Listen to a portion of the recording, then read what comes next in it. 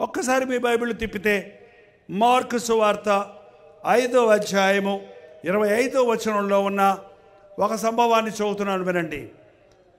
12 ఏళ్ల నుండి రక్తస్రావము రోగము కలిగిన ఒక స్త్రీ ఉండెను. 12 సంవత్సరముల నుండి రక్తస్రావ రోగము కలిగిన ఒక స్త్రీ ఉండెను. ఇది స్త్రీలకు సంబంధించిన బలహీనత. రక్తమే ప్రాణము, రక్తమే బలము, రక్తమే మనకు శక్తినిస్తుంది. ఆ రక్తం కారిపోతూ ఉంటే, ఆ రక్తం వృధా అయిపోతూ ఉంటే ఆ వ్యక్తి ఏమైపోతుంది? నీరసం అయిపోతూ ఉంటారు. 1 రోజా, 2 రోజుల, 3 రోజుల, 4 రోజుల, ఎన్ని రోజులట? విన్నారా వినలేదా? 12 సంవత్సరాల నుండి ఆ రోగం బాగుపడతలేదు. ఆమె అనేక వైద్యుల చేత ఎన్నో తిప్పలు పడి, డాక్టర్ దగ్గరికి కదా వెళ్తారండి రోగం వచ్చినట్టే. డాక్టర్ దగ్గరికి వెళ్తే ఏం చెబుతాడండి? టెస్ట్ చేయమంటాడు, ఎక్స్రే తీయమంటాడు, బ్లడ్ టెస్ట్, యూరిన్ టెస్ట్, ఇంకా మించితే స్కానింగ్. స్కానింగ్ అంటే 3000 5000 అవుతాయి అనుకుంటా. 5000 రూపాయలు నీకు జబ్బు ఎలా ఉందో అని తెలుసుకోవడానికి ఒక టెస్ట్. మెంగ మెతుకులేదు కానీ మీసాలకు సంపెంగ నూనె అనేవారు. అరే జబ్బు వచ్చి నేను బాధపడుతుంటే, డబ్బు లేక నేను ఏడుస్తుంటే మళ్ళీ స్కానింగ్కి 5000 రూపాయలు ఎక్కడ దమ్మంటావయ్యా? డాక్టర్ దగ్గరికి వెళ్తే చిన్నపిల్లకి బాగలేదని తీసుకెళ్తే, అరే ఆ పసిబిడ్డ 3 నెలల బిడ్డకి ఇంజక్షన్ పెట్టి పొడుస్తుంటే, ముక్కుల్లో ఏదో పెట్టి ఆక్సిజన్ ఎక్కిస్తుంటే ఆ తల్లిదండ్రులు గుండెలు పగిలిపోవడంలా, ఆ బిడ్డకు అసలు జబ్బు కంటే ఈ నొప్పులు ఎక్కువైపోయి గిలగల కొట్టుకొని ఏడుస్తుంటే, మన ఎవరో ఒక ఆయన చెప్పాడు, చంటి పిల్లకి ఊపిరి ఆడతలేదంటే డాక్టర్ తీసుకెళ్తే ఏదో ఎక్కిస్తామని ఇటు పొడిచారంట, నరం దొరకలేదని అక్కడ పొడిచారంట, నరం దొరకలేదని కాలుకు పొడిచారంట, మళ్ళీ అక్కడ తీసి ఇంకో చోట పొడిచారంట, ఒళ్ళంతా గాయాలు చేసి ఒళ్ళంతా చిల్లులు పొడి చేశారు. అబ్బే కుదరదు తీసుకుపోడు అన్నారంట, డబ్బులు కట్టి తీసుకుపోమన్నారంట. అరే ఇవాళ మనకు ఒక పరమ వైద్యుడు ఉన్నాడు. ఎంతమందికి తెలుసండి? తెలీదా? ఆయన పొందిన దెబ్బల చేత మనకు స్వస్థత కలుగుచున్నది. నిన్ను స్వస్థపరచు యెహోవాను నేనే. డాక్టర్ దగ్గరికి వెళ్ళొద్దని నేను చెప్పటంలా, డాక్టర్ల దగ్గరికి వెళ్ళటం పాపం అని నేను అంటంలా. డాక్టర్లను కూడా దేవుడు వాడుకుంటాడు, కానీ దేవుడు మనల్ని స్వస్థపరిస్తే తప్ప వైద్యులేమి మనకి చేయలేరు. అక్కడక్కడ హాస్పిటల్స్లో రాసి ఉంటుంది, doctor cuts, God heels. Operation జరిగినప్పుడు డాక్టర్ గారు ఏం చేస్తారు? కోస్తారు, కోసి సూది పెట్టి కొడతారు. తెలుసమ్మా మీకు ఎవరికైనా అయిన ఆపరేషన్లో? సూది పెట్టి కొడతారు. 3వ రోజు 5వ రోజు కుట్లిప్పేటప్పటికీ ఏమైపోయింది? శరీరం అతుక్కుపోయింది. అతుక్కుపోయిందట్టు చేసేది ఎవరో? డాక్టర్ గారు కూర్చొని అతుక్కో అతుక్కో అతుక్కో అతుక్కో అని ఏమన్నా పాట పాడతాడా? ఎవరు అతుక్కునేటట్టు చేశారు? అది దేవుడు, నిన్ను సృష్టించిన సృష్టికర్త, మనల్ని బాగా ఎరిగిన మన ప్రభు. కొన్నిసార్లు మన జీవితాలలో రోగాలు వచ్చినప్పుడు ఊరికే మనం దిగులు పడిపోతుంటాం, భయపడిపోతుంటాం, వైద్యుల దగ్గరికి పరిగెడతాం, ఎన్నో ప్రయత్నాలు చేస్తుంటాం. కానీ మీరు ఒకటి నేర్చుకోండి, మీరు మోకరించి ప్రార్థించండి. ముఖ్యంగా మీ పసిబిడ్డలకు రోగం వచ్చిందంటే దానికి కారణం మీరే. తల్లిదండ్రులు ఇద్దరు మీ బిడ్డ కొరకు ప్రార్థిస్తే మీ బిడ్డను దేవుడు ముట్టి స్వస్థపరుస్తాడు. మీరు విశ్వాసంతో ప్రార్థించినప్పుడు దేవుడు అద్భుతంగా నీ బిడ్డలను ఆశీర్వదిస్తాడు. ఈ స్త్రీ ఈ భయంకరమైన వ్యాధితో ఉంది. ఈమెకు యేసుప్రభు తెలియదు. యేసుప్రభు తెలియని వాళ్ళు ఉన్నారా లేరా అండి మీ ఊర్లో? యేసుప్రభు తెలియని వాళ్ళు ఉన్నారా లేదా? అందరికీ తెలుసా? ఇప్పుడు తెలుసు. ఏం తెలుసు వాళ్ళకి? అదేదో చెప్తున్నారు కొంతమంది, 3 మేకులు పీక్కోలేనోడంట. వాళ్ళకి అంతే తెలుసు పాపం. ఏం తెలుసు? తను తానే రక్షించుకోలేకపోయాడు, అంతే తెలుసు. మీరు నమ్మండి. ముందు మీరు నమ్మి ప్రార్థిస్తే మీ జీవితాల్లో అద్భుతాలు జరుగుతాయి. పాపము ఈ రక్తస్రావ రోగం కలిగిన ఆ స్త్రీకి 12 సంవత్సరాలు బాధపడుతుంది. మందుల దగ్గరికి వెళ్తుంది, డాక్టర్ల దగ్గరికి వెళ్తుంది, రకరకాలుగా తన ప్రయత్నాలు చేసింది. కానీ ఆమెకు యేసు ప్రభువుని గురించి ఎవరు చెప్పలేదండి.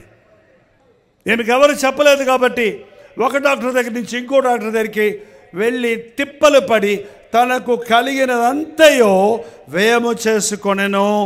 ఎంత మాత్రము ప్రయోజనము లేక మరింత సంకటపడెను. రోగం వచ్చిందంటే జేబు ఖాళీ అయిపోద్దండి. ఒకప్పుడు పర్సు ఖాళీ అవుద్ది అనేవాళ్ళు. రోగం వచ్చిందంటే పర్సు ఖాళీ అవుద్ది. ఈ రోజుల్లో రోగం వచ్చిందంటే బ్యాంకే ఖాళీ అయిపోతుంది. కొంతమంది తీరని వ్యాధులతో బాధపడుతుంటారు. సంవత్సరాల తరబడి ఒక వ్యక్తిని ఒక వ్యాధి పట్టి పీడిస్తుంటే ఒళ్ళు గొల్లైపోతుంది, సంపాదన హారతైపోతుంది, కుటుంబంలో నెమ్మది ఉండదు, బ్రతుకులో ఆశీర్వాదం ఉండదు. నానా తిప్పలు పడి డబ్బులన్నీ అయిపోయి ఎముకల గూడులాగా అయిపోయినప్పుడు 27వ వచనంలో ఆమె యేసుని గురించి వినిందంటే ఎవరో చెప్పారు. ఎప్పుడు దాకా వినలా. 12 సంవత్సరాలు ఆమె యేసు ప్రభుని గురించి వినింది. అమ్మా, యేసయ్య అన్నాడు. ఆయన ఎటువంటి రోగాలైనా బాగు చేస్తున్నాడు. ఆయన స్వస్థపరిచే దేవుడు. ఆయన ప్రేమ కలిగిన ప్రభు. ఆయన అనేకుల్ని స్వస్థపరుస్తున్నాడు. కుష్ఠరోగుల్ని స్వస్థపరిచాడు. పుట్టుగుడ్డు వాళ్ళ కళ్ళు మీద చేతులేస్తే కళ్ళు కనపడుతున్నాయి. చెవిటి వాళ్ళ చెవులు తెరిచిన వాడు, కుట్టి వాళ్ళు గంతులేసేటట్టు చేసిన వాడు, నానా విధములైన రోగముల నుండి స్వస్థపరిచే ప్రభువు యేసు ప్రభువు. ఆయన దగ్గరికి వెళ్ళమ్మా, ఆయన్ని రోగం బాగు చేస్తాడు అని ఎవరో చెప్పారట. మీకు చెప్పారా ఎవరన్నా? మీరు చెప్పారా ఎవరికన్నా? యేసయ్యని గురించి చెప్పండి. నువ్వు కూడా చెప్పాలి. యేసయ్య ప్రేమను రుచి చూచిన వారు, యేసును ఎరిగిన వారు, యేసుని ఎరగని వారికి యేసయ్య శక్తిని గురించి, ప్రేమను గురించి చెప్పాలి.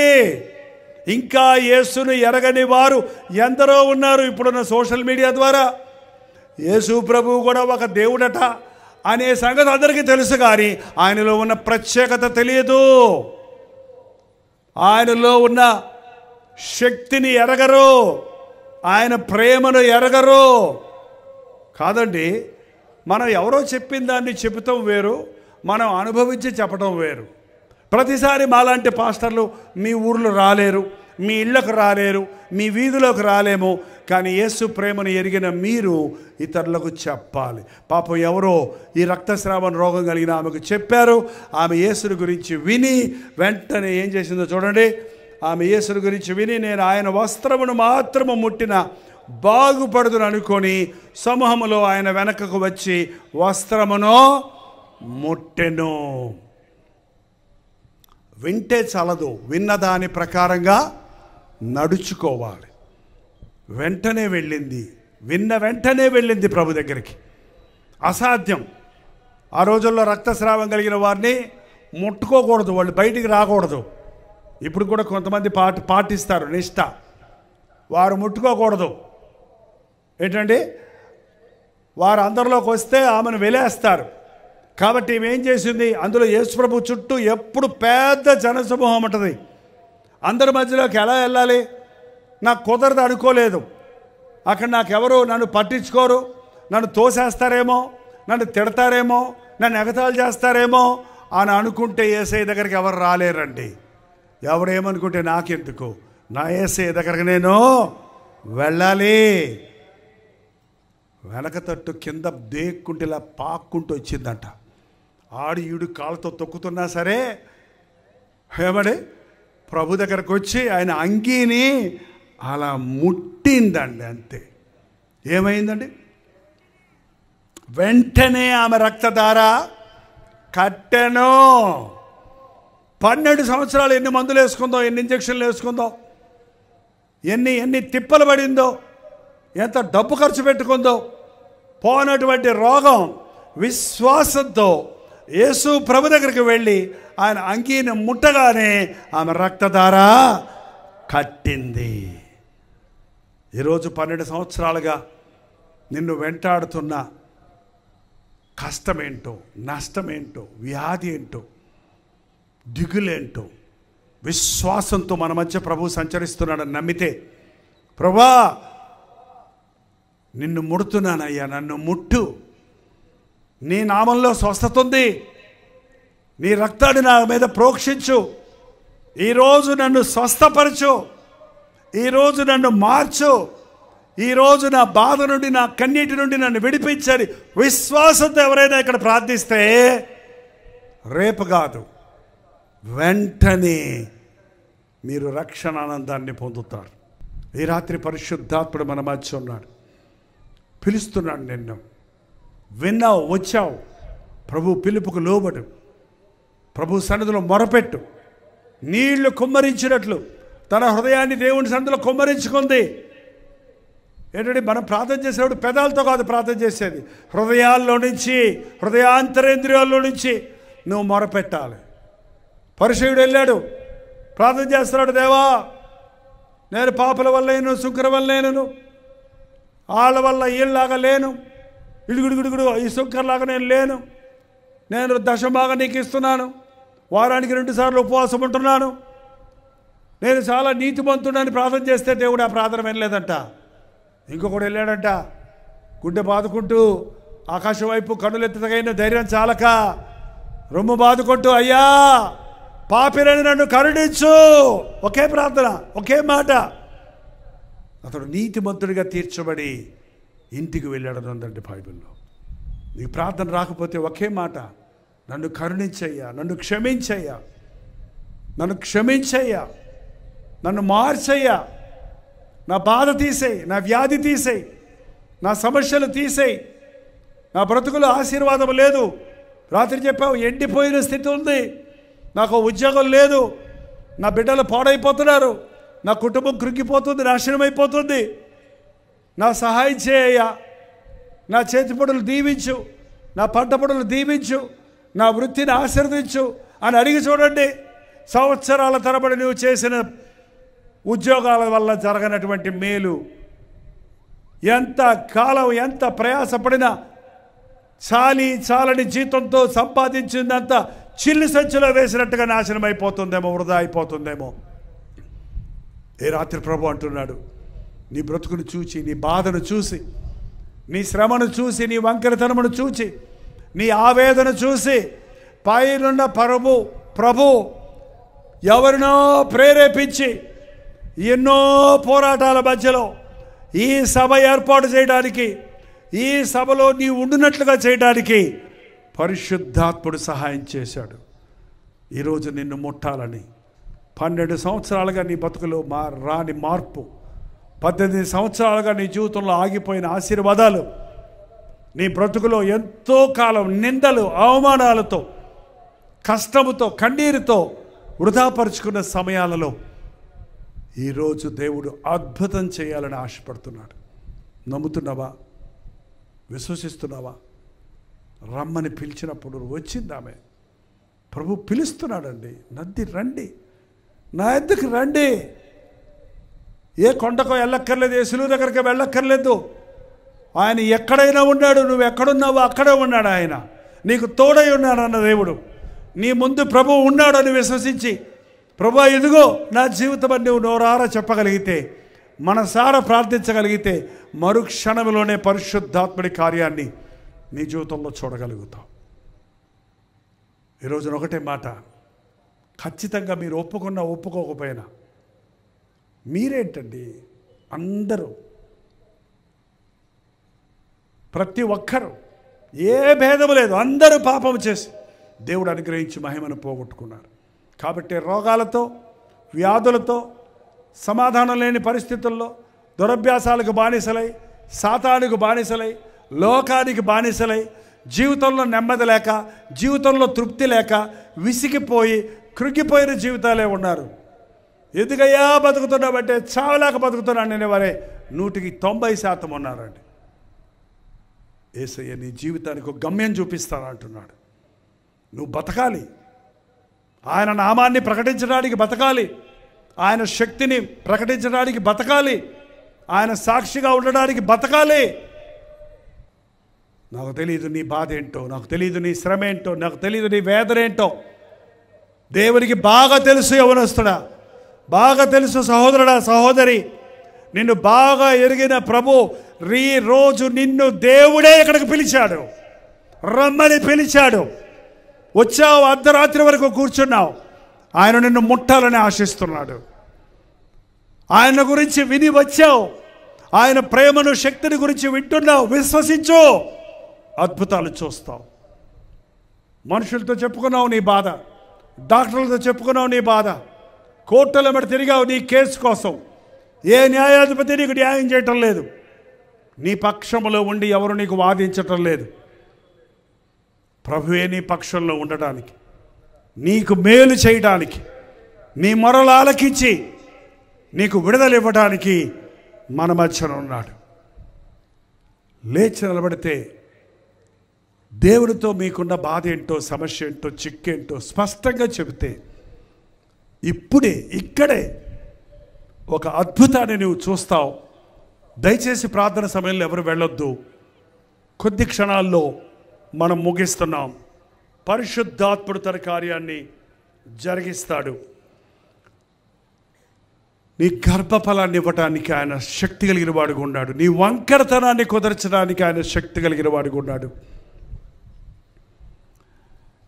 దీర్ఘకాలంగా నీకు తీరని సమస్యను, తీరని వ్యాధుల నుండి నీకు విడుదలనివ్వటానికి ప్రభు సిద్ధంగా ఉన్నాడు. ప్రతి ఒక్కరూ తల వంచండి, కళ్ళు మూసుకోనండి, ఒక్క మాట చెప్పండి. నీ ముందు సిలువ వేయబడి వేలాడుతున్న యేసు వైపు చూడండి. నీ కోసమే నేను ప్రాణమిచ్చాను, నిన్ను స్వస్థపరచడానికే నేను దెబ్బలు తిన్నాను, నిన్ను పాప బంధకముల నుంచి విడిపించడానికే నేను రక్తము కార్చాను అని యేసయ్య నీతోనే మాట్లాడుతున్నాడు. ఈ ప్రేమ కలిగిన యేసయ్యను గురించి ఎన్నోసార్లు విన్నావేమో కానీ ఈరోజు పరిశుద్ధాత్ముడు ఆయన ఎంత శక్తి గలవాడో ఆయన తాకుదల ద్వారా నీవు అనుభవించాలని కోరుతూ ఉన్నాడు. ఆయనతో ఒక్క మాట చెప్పండి, ప్రభు అద్భుతం జరిగిస్తాడు. మేలు పొందకుండా ఇక్కడి నుంచి వెళ్ళొద్దు, ముట్టబడకుండా ఇక్కడి నుంచి వెళ్ళొద్దు, వంకరతనంతో ఇక్కడి నుంచి వెళ్ళొద్దు, రోగాలతో వచ్చారు అలాగే వెళ్ళొద్దు. స్వస్థపడి వెళ్ళండి, క్షమించబడి వెళ్ళండి, దీవించబడి వెళ్ళండి. పరిశుద్ధాత్ముడు మన మధ్య సంచరిస్తున్నాడు, నీ పక్కనే ఉన్నాడు, నీ ఎదురుగుండానే ఉన్నాడు, నీతోనే ఉన్నాడు. అయ్యా నా హృదయంలోకి రాయ్యా, అయ్యా నీ చేత్తో నన్ను ముట్టయ్యా, అయ్యా నన్ను స్వస్థపరిచయ్యా, నన్ను రక్షించయ్యా, సాతాను బంధకముల నుంచి విడిపించయ్యా. నోరెత్తి స్వరమెత్తి దేవునికి చెప్పండి, అడుగుడే మీకు ఇవ్వబడను. రెండు చేతులు పైకెత్తి, ఇంకా నేను నా ఇష్టం చేయనయ్యా, నీ సొత్తయ్యా, నేను నిన్ను ప్రేమించకముందే నన్ను ప్రేమించావే, నిన్ను ఎరగకముందే నన్ను ఎరిగావే, నా తల్లి గర్భంలో పిండముగా ఉన్నప్పుడే, రక్తపు గడ్డగా ఉన్నప్పుడే నన్ను చూచావే. నాలాంటి పాపిని, నాలాంటి ద్రోహిని, నాలాంటి సాతానును వెంబడించే వ్యక్తిని రక్షించడానికి నా శాపాన్ని సిలువలో పొంది నా పాపానికి పరిహారం చేసి నా స్థానంలో నా కొరకు సిలువలో మరణించిన యేసు ప్రభువా నమ్ముచున్నానయ్యా. అపనమ్మకము లేకుండా నాకు సహాయము చేయము. యేసయ్యా, నువ్వు నాకు కావాలయ్యా. నువ్వు లేకుండా ఈ లోకంలో సురక్షితంగా నేను ఉండలేనయ్యా. ఈ శోధనల లోకంలో, ఈ పాపాల లోకంలో, ఈ రోగాల లోకంలో, ఈ అబద్ధపు లోకంలో, ఈ మాయ లోకంలో నేను నీ లేకుండా బ్రతకలేనయ్యా. నన్ను ప్రేమించిన యేసయ్యా, నా హృదయంలోనికి రాయ్యా, నా జీవితంలోనికి రాయ్యా. నీ గాయపడిన హస్తముతో నన్ను ముట్టయ్యా. నా కొరతలు తీర్చయ్యా, నా కొదువులు తీర్చయ్యా. ఈ సమయంలో దేవుడు నిన్ను నిన్ను నిన్ను నిన్ను నిన్ను నిన్ను నిన్ను నిన్నే నిన్నే చూస్తున్నాడు. నువ్వు అడిగితే, నువ్వు కేక వేస్తే, నువ్వు మూలిగితే, నువ్వు అయ్యా అంటే నిన్ను ముట్టాలని చేయి చాచి ఉన్నాడు. అయ్యా, ఇదిగో దేవా నా జీవితం, ఆ పాదమస్తక నీకు అంకితం. పాటగా కాక ప్రార్థనగా దేవుడితో చెప్పా మాట. ప్రతి ఒక్కరు 2 చేతుల పైకెత్తి, ఇదిగో దేవా నా జీవితం నీకు ఇస్తున్నానని దేవునితో నోరు విప్పి చెప్పండి. మీరు ఇక్కడ చెప్పిన మాట పరలోకంలో వినబడుతుంది.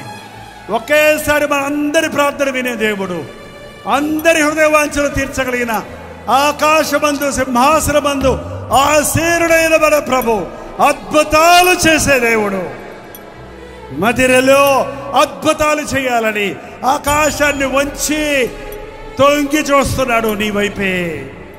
నన్ను చూడయ్యా, నన్ను చూడయ్యా, నా స్థితి చూసి జాలిపడయ్యా, నా వైపు చూడేసయ్యా అని నీవు ఆయన వైపు చూస్తే ఆయన నిన్ను కరుణిస్తాడు, ఆయన నిన్ను దీవిస్తాడు, ఆయన నిన్ను క్షమిస్తాడు, ఆయన నిన్ను కౌగిలించుకొని ముద్దాడి తన రాజ్య వారసుడిగా చేసుకుంటాడు. ఈ క్షణంలోనే నీ పేరు జీవగ్రంథంలో రాయబడి నిత్య నరకము నుండి తప్పించబడిన వ్యక్తిగా యుగయుగముల తరతరముల రాజ్య వారసుడిగా ఉండే భాగ్యం ఇస్తాడు. ప్రతి ఒక్కరు 2 చేతుల పైకెత్తి, యేసయ్యా నన్ను చూడయ్యా, యేసయ్యా నన్ను ముట్టయ్యా, యేసయ్యా నా అవసరత తీర్చయ్యా, యేసయ్యా నన్ను మార్చయ్యా. మరణ ఆలకించే దేవుడు మన మధ్యలో ఉన్నాడు. పరిశుద్ధుడా, ప్రేమగల్ల తండ్రి, ఒక్కసారి నీ బిడ్డల మరల ఆలకించిన ఆయన, నీ బిడ్డలు మరల ఆలకించిన ఆయన, ఇంత ఆలస్యమైన నీ సన్నిధిలో నిలబడి ఈరోజు నా యేసయ్య దేవుని నాకు కావాలని, నా జీవితంలో వంకరతనాలు పోవాలని, నా రోగాల నుండి నా స్వస్థత కలగాలని, నేను గర్భఫలం పొందాలని, నేను దురభ్యాసాన్ని నుంచి విడుదల పొందాలని, నా జీవిత గమ్యం నేను ఎరగాలని, ఏ ఏ ఆశలతో, ఏ ఏ కోరికలతో, ఏ ఏ రీతిగా నీకు ఎవరెవరు ఏ మూల నుండి ఏ స్థలం నుండి నీకు మొరపెట్టుకుంటున్నారో ప్రతి ఒక్కరిని దర్శించయ్యా, ప్రతి ఒక్కరిని దర్శించయ్యా. ఈ రాత్రి ఎవరిలో ఉన్న వారెవ్వరు ఎవరు నరకంలో ఉండకూడదయ్యా. మేమందరము నీ రాజ్యంలోనే ఉండాలయ్యా. ఈ ఆవరణలోకి వచ్చి వెళ్ళిన వారెవ్వరు ఆ పాత బతుకు మళ్ళీ బతకూడదయ్యా. ఆ రోత జీవితాలు మాకు వద్దే వద్దయ్యా. అవే కష్టాలు, అవే కన్నీరు, అవే రోగాలు, అవే వక్రతనాలు వద్దు నాయనా. నూతన సృష్టిగా మమ్మల్ని మార్చాయ్యా. నా యేసయ్య నన్ను మార్చాడు చూడు అని మేము రోషంగా సాక్ష్యం ఇచ్చినట్లుగా పరిశుద్ధ జీవితాలు బ్రతకడానికి సహాయం చేయి తండ్రి. ఆత్మాభిషేకముతో, ఆనందముతో, రక్షణ ఆనందముతో ప్రభువు నాతో ఉన్నాడు, నన్ను ముట్టాడు, నా బ్రతుకు మారింది, నేను ఆయన సాక్షిగా బ్రతుకుతారని తీర్మానాలతో వెళ్ళడానికి సహాయం చేయము. నీ యేసు ప్రేమను ప్రకటిస్తాను, నా యేసు ప్రేమను ప్రకటిస్తాననే మాట మా హృదయాల్లో నాటుకోవటానికి ప్రతి ఒక్కరిని దీవించి పంపించమని యేసు క్రీస్తు నామములో అడుగుచున్నాను తండ్రి. మన తండ్రి అయిన దేవుని యొక్క ప్రేమయు, కుమారుడైన క్రీస్తు యొక్క కృపయు ఆదరణకర్త అయిన పరిశుద్ధాత్మ యొక్క సహవాసమును కూడి వచ్చి ఆయన సన్నిధిలో చేరిన మనందరికీ ఇప్పుడును సదాకాలమును తోడై ఉండును గాక. ఆమేన్, ఆమేన్, ఆమేన్.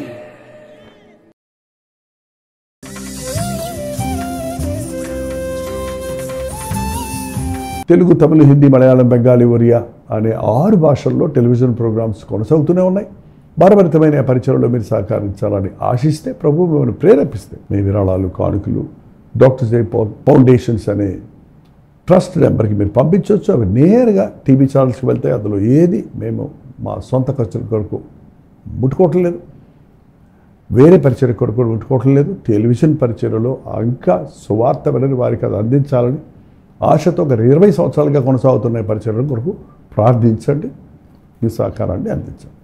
ఈ విషయం మీకు ఇంకా వివరాలు కావాలంటే 89393939 అనే నెంబర్కి మార్నింగ్ 10 నుంచి ఈవినింగ్ 10 లోపల మీరు ఫోన్ చేయండి, వివరాలు మీకు తెలియజేస్తాం.